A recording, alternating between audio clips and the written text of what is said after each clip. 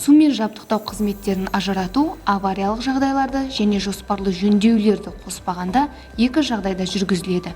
Біріншісі, есептік кезең басталғаннан бастап 2 айдан астам тұтынылған сумен жабдықтау және су бұру қызметтері үшін төлемдер болмаған жағдайда, әдетте инспектор бақылаушы төлем жасау қажеттілігі туралы ескертеді. Егер тұтынушы бұл талаптарды елемейтін болса, онда қызмет өшіріледі. Ал егер сотқа дейінгі реттеу жүргізілмесе, материал сот инстанцияларына беріледі. Екіншісі, ерікті негізде өшіру. Мысалы, пәтер иелері ұзақ уақытқа үйден кететін болса, құбырдың жарылуы мен судың ағып кетуінен қорыққан жағдайда.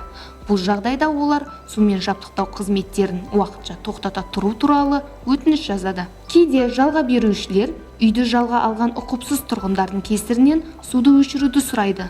Ол үшін жалға берушілер өтініш жазып, жылжымайтын мүлікке меншік құқығын растайтын құжаттарды ұсынуы қажет. Назар аударыңыздар. Суды қайта қосатын жағдайда дилерлік учаскенің өкіліне сумен жабдықтауды ажырату, қосу қызметтері үшін төлем жасау қажет. Оның құны 1446 теңгені құрайды.